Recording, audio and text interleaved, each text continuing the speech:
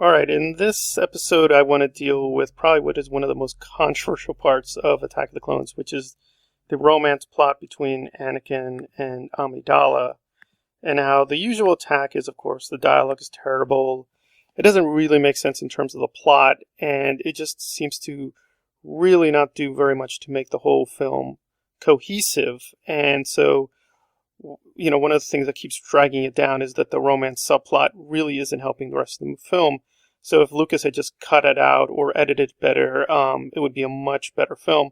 And I want to meet the argument sort of halfway, and I would admit that there is a big problem because of the way he set up the episodes. We get, sort of very, very young Anakin as a child, and then when we move to this young adult Anakin, he just seems so radically different in terms of personality, but we don't have enough information to understand why is he acting with these wild mood swings. And if we look at it from that direction, it feels very, incohesive, and it doesn't feel like we're having the same character and we're dealing with the same person. But I think if we look at it from Lucas's point of view in terms of what he wanted to do in terms of the screwball comedy, which was this subgenre in the 1930s and sort of updated to now because it's one of the things he likes going back to. If we look at it from that lens, as well as what we're looking the future with the original trilogy, we're going to get a much better sense of what he's trying to do and sort of mapping out the tragedy of what happens with Anakin as he transforms into Darth Vader. So right off the bat, I do think the plot analysis school that this doesn't really make sense thematically is very strong. So we begin quite literally with an assassination attempt on Amidala, and that fails, and then the assassination attempts continue, but they don't seem to be very competent. So over and over again, the plot is just allowing her to keep living. So it doesn't seem like you can really believe her, like that her life is in danger.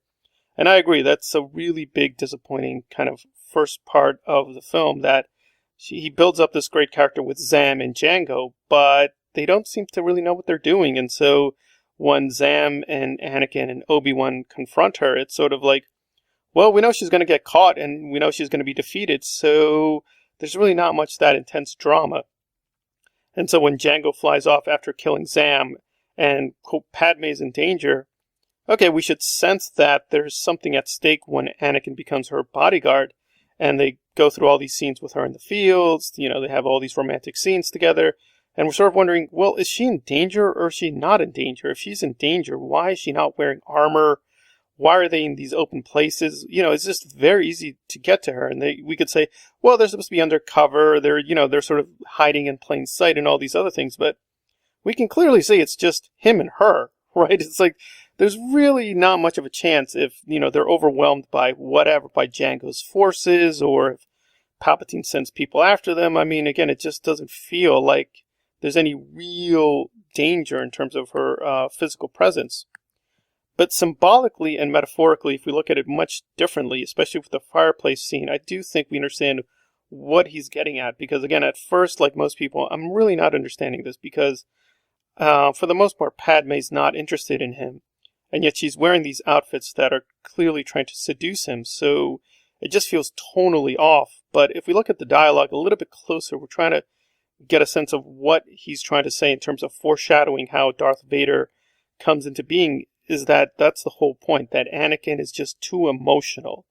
He's not dealing with things rationally. He's not thinking through the consequences of all his actions.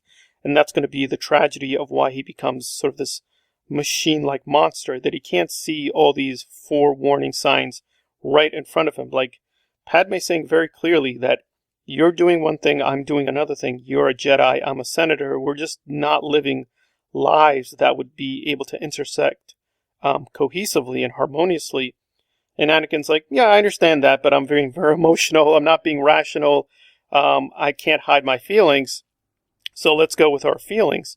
And then Padme says very explicitly, but if we do, act on our feelings, even if we do love one another, this is going to destroy us all, right? And Anakin says very explicitly, yeah, it's going to destroy us all. Let's do it. And so there's kind of like this very dark black humor that I think Lucas is playing with. And again, I think, once more, he's stealing a lot from Kubrick, but we're going to put the Kubrick-Lucas thing again on hold.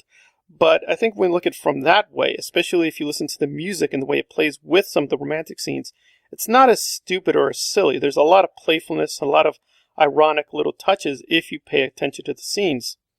But the fireplace scene does feel weird if we just look at it at the literal level. But, I mean, Padme's literally wearing a black outfit. And of course, Vader himself is all black. So I think we're getting a sense of, yeah, he's already being, told, and he himself notices that he can't breathe, he can't really be around her. Being just near her is physically dangerous, but he doesn't care. And that's going to be played out very literally in Revenge of the Sith. And so I think when you look at it as a whole, when you try to put Attack of the Clones with Revenge of the Sith, again, it doesn't fit perfectly together, but it's a lot stronger than I think people want to give Lucas credit for. And I'm the first one to say that as a director and writer, he needs a lot of work, and the scripts could be definitely improved. But I think at the basic level, if we're trying to say this is a very tragic love story, it's not Lord of the Rings, where I think the tragedy is imposed by this outside force. So it's easy for us to understand and want Aragorn and his love relationship to work, whereas, again, with Anakin, we're not as sympathetic to him as much as we should, so we keep asking ourselves, well, why do I care if he's happy or not? But if we look at it from the more metaphoric, symbolic level, as well as the level of genre, then I think it becomes a lot easier to understand what Lucas is up to. Okay, this has been us tackling the romance dilemma in Attack of the Clones. If you like the content, please hit the like button and/or subscribe. Star Wars Analyzed on the romance in Attack of the Clones. Thank you for listening. Please be safe.